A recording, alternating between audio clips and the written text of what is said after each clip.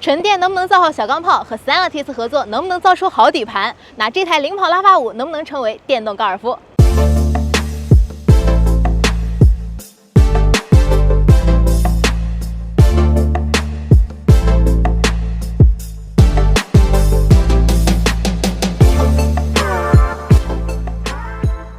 領跑拉法5預售價10.58到13.18萬，那它的首秀呢是在德國慕尼黑車展上，擁有高爾夫的德國人對於這台車也是點讚有加。當然呢，因為是在車展上，率先認識到的肯定還是它的外觀。那我們也來看一看，我們這台黑色還是很有黑武士的質感呢。包括這台車呢，它1880的車寬，那全車呢使用了很多高亮黑的配件，看起來像鋼琴鍵一樣有質感。包括它的3段式的一個大燈，跟整個前臉的比例還是非常合的，看起來也很动感。它還使用了很多跑車上經典的元素。比如說大燈上方的這個隆起，看起來就很有肌肉感。來到側面呢，可以看到它19英寸燻黑的輪毂，純平的側窗，還有無邊框車門。包括這次領跑拉法5呢，還有一個很有意思的點，它給這個車門的開啟方式增加了一個摩斯密碼，像電子門一樣。來到車尾呢，大家感受一下它的寬車鍵，包括它的3段式的大燈和前燈交相呼應，很有辨識度。同時呢，兩側還有獨立燈珠。那它的後備箱打開方式有點隱藏啊，在这個位置。那開啟按鍵以後呢，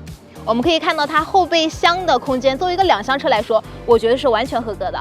領跑拉法5各個版本呢，除了顏色，那只有一個地方有區別，就是關於輔助駕駛的。那高配版呢是搭載一顆激光雷達以及全車6處輔助駕駛小藍燈，我們打開功能的時候，藍燈就會亮起，更有科技感。那同時呢，現在這款車的高配版本呢也支持城區記領航、高速領航以及智能泊車功能，後續呢還會迭代。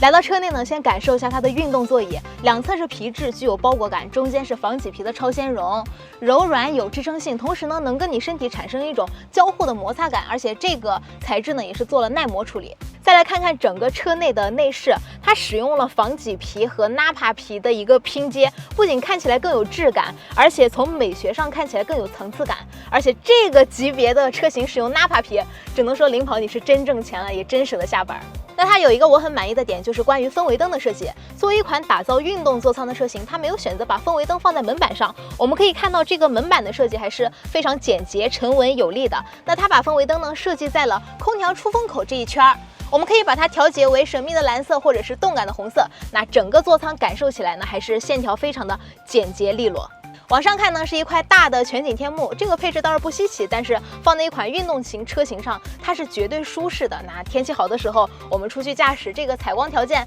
讓整個車內都亮堂堂的，是絕對能夠給到情緒價值的。那當然，如果怕曬的話，也可以關閉我們的電動遮陽簾。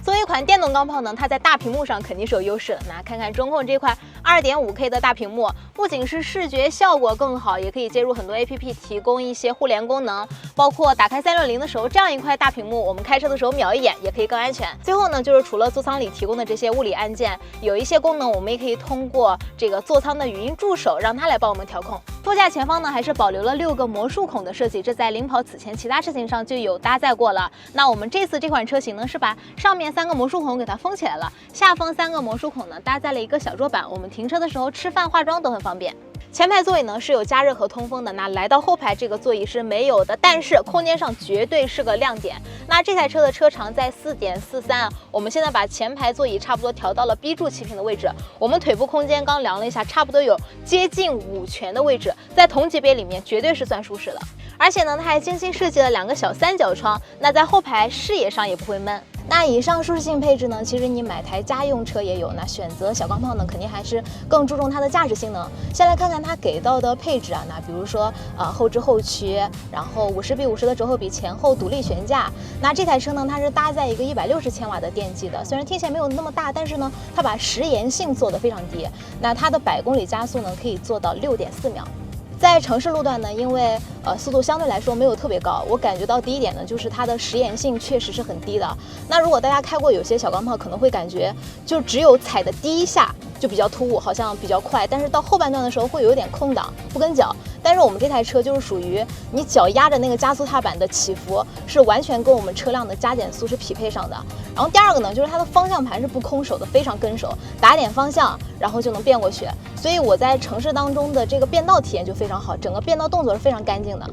那那其實以上駕駛性能呢，在跑山的時候会被放大。我們今天上午跑了一段山路，非常陡啊。那這個車呢，它車長4.43米，轉彎半徑只有5.17米。那對於我這種跑山經驗沒有那麼豐富的人來說，可能轉彎的這個點掌握的不是最精確的，但是它這個轉彎半徑還是支持我們一把過，因為在那樣的坡度上，你也不可能說倒一把再來嘛，所以還是很方便的。所以它的這個操控呢，以及它的這個轉彎半徑，給我的駕駛技術就補充了一定的榮譽。